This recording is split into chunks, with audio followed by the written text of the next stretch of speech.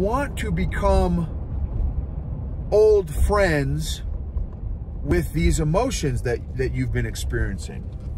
Rather than having an antagonistic relationship with these emotions, you know, rather than an antagonistic relationship with these emotions, get to be old friends with these emotions.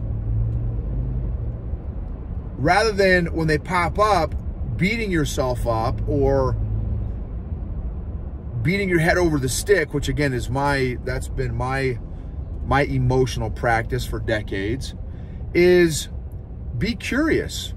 Like you would an old friend. Hey, what's up, old friend? How have you been? What have you been up to? What's been going on in your life? You know, where'd you come from? What have you been up to? Be curious about those emotions rather than carrying around the weight or heaviness of the emotions. Be curious.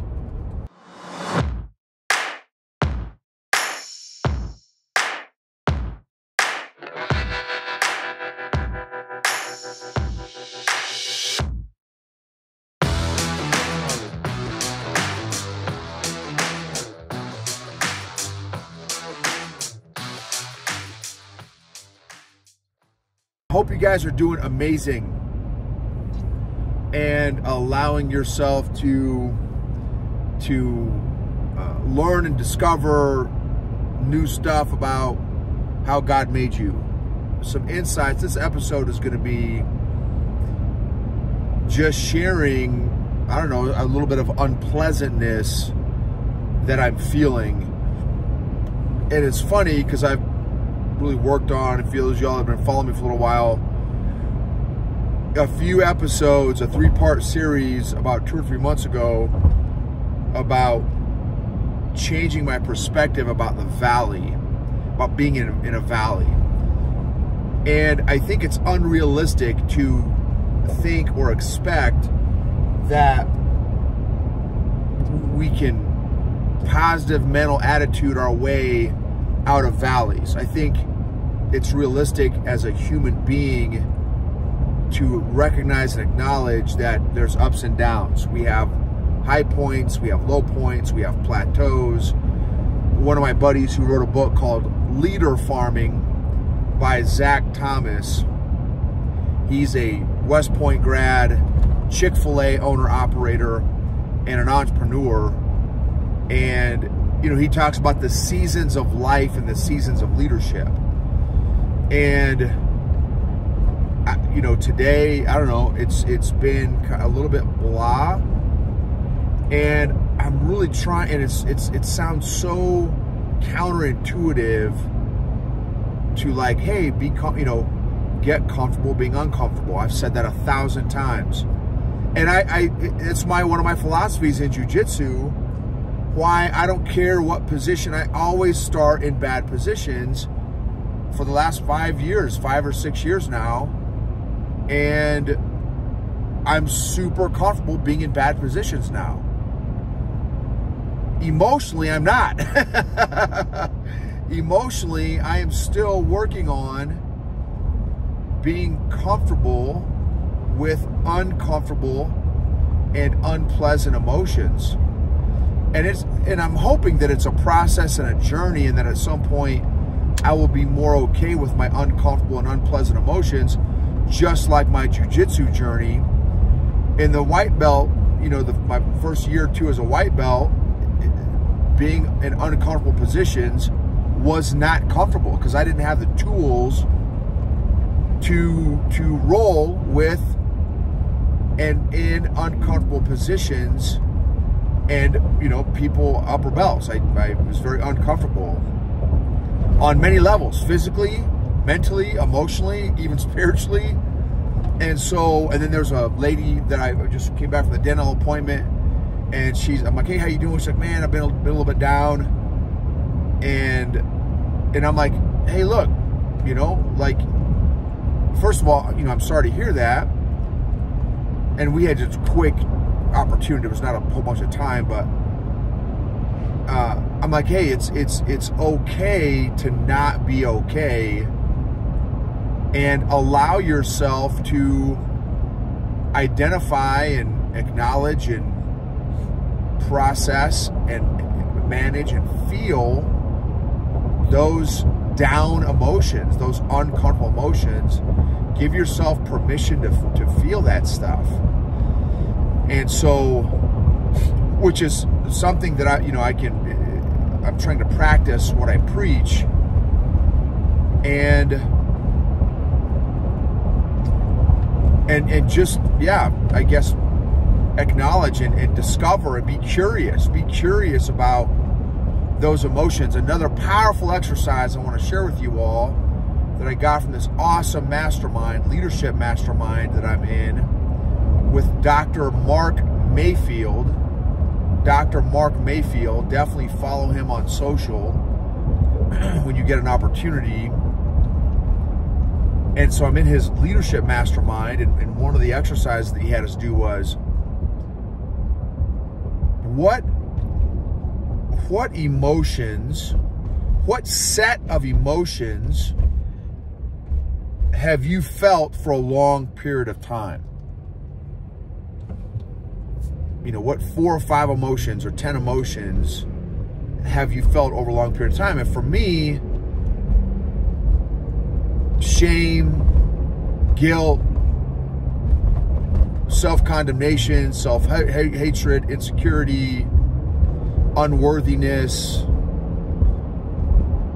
weakness, no power, no confidence, or faking it from the people-pleasing stuff. So those are emotions that I've felt for decades. So he said, okay, now personify those emotions. Draw a picture of those emotions. What do those emotions look like? If you had to draw a picture. And he went around the group that of folks that are in this mastermind with him, and everyone had it a little different, and for me, I'm like, well, mine is what I visualize. I've got no drawing skills. I visualized Shrek, Megamind, Deadpool, and Freddy Krueger from Nightmare on Elm Street. He's like, wow, okay. Y'all, I hope you know I'm still very much a work in progress. So, and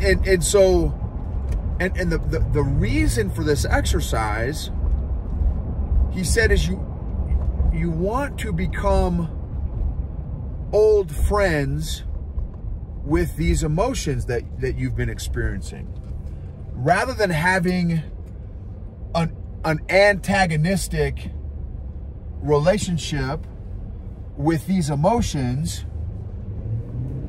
Rather than an antagonistic relationship with these emotions, get to be old friends with these emotions. Rather than, when they pop up, beating yourself up or beating your head over the stick, which again is that's been my emotional practice for decades, is be curious, like you would an old friend. Hey, what's up, old friend? How have you been? What have you been up to? What's been going on in your life? Where'd you come from? What have you been up to?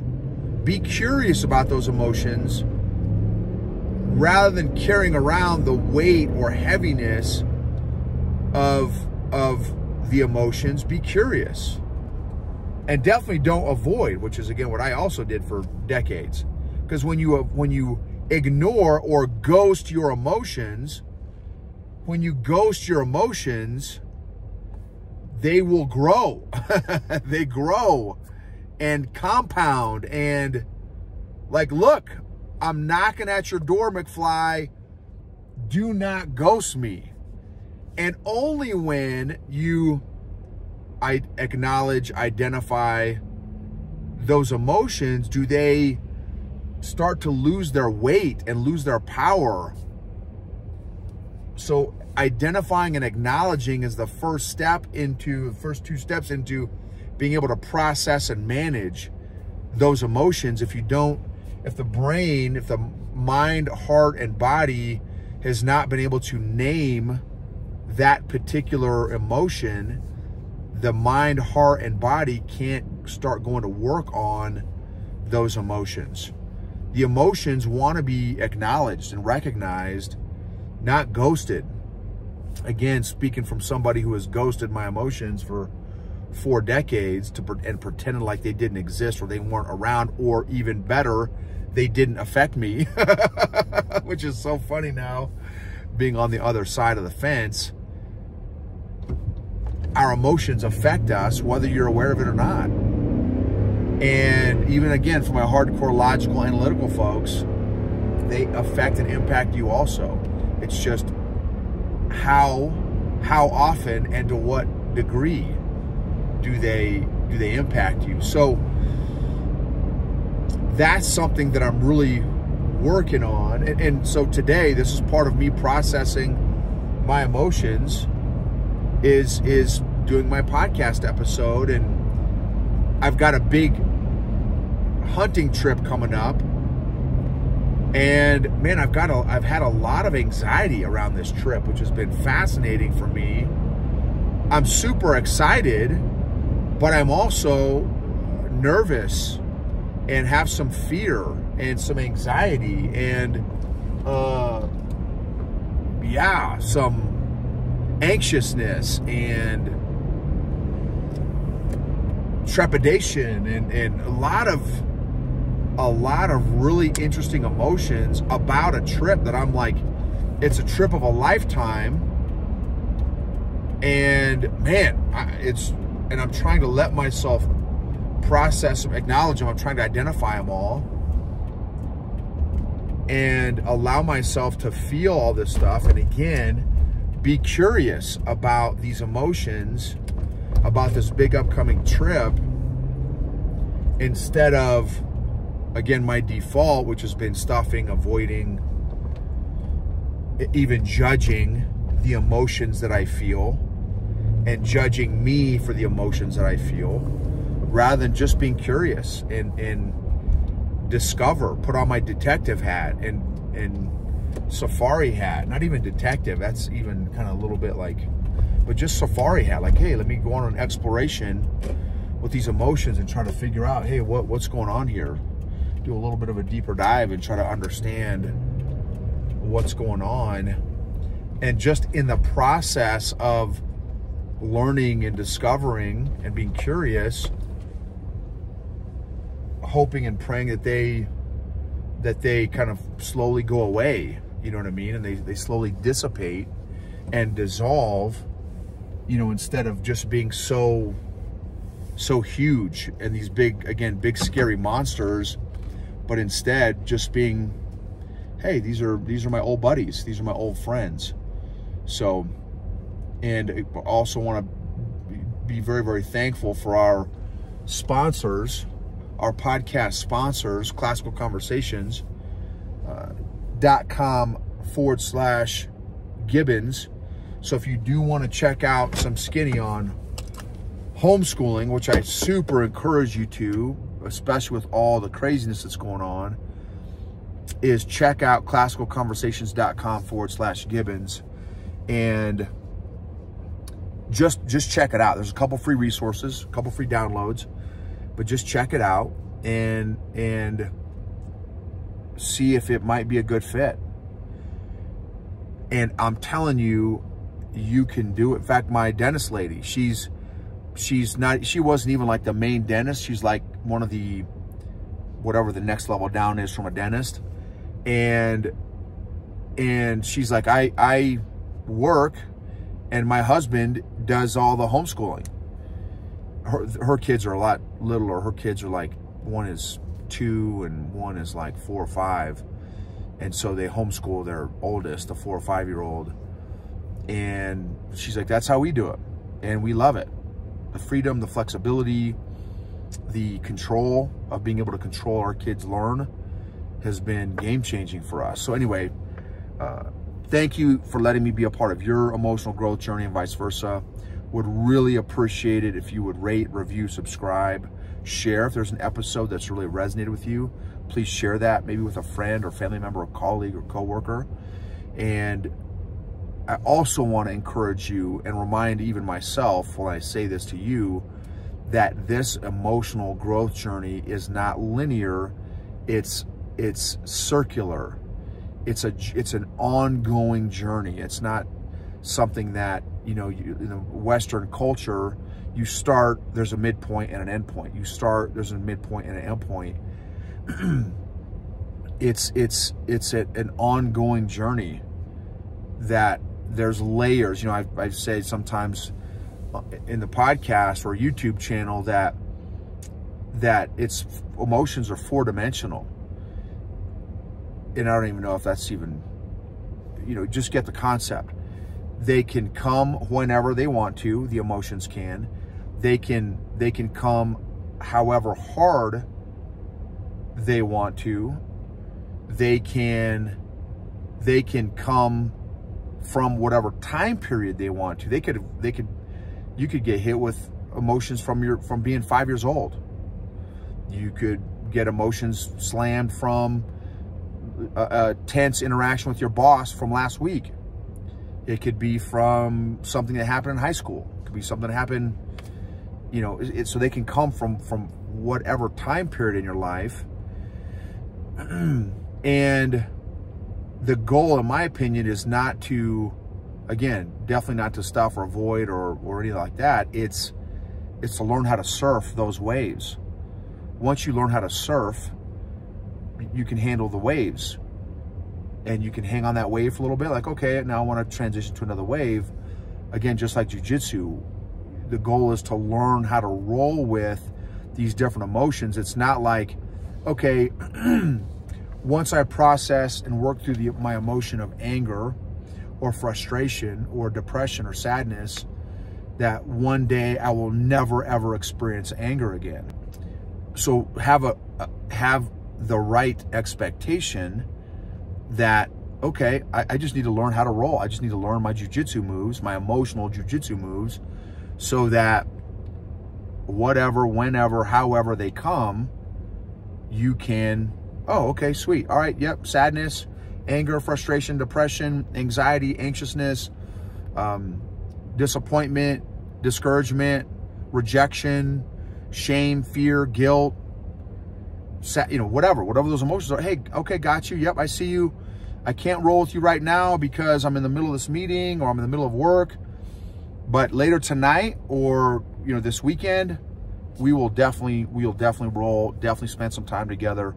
And I can't wait to learn from this roll that we do and see what I can learn and discover about why you showed up and where you came from. And maybe that's a sign I have some more work to do. Right? So anyway, hopefully this was helpful. Thank you again for your being with me on this journey.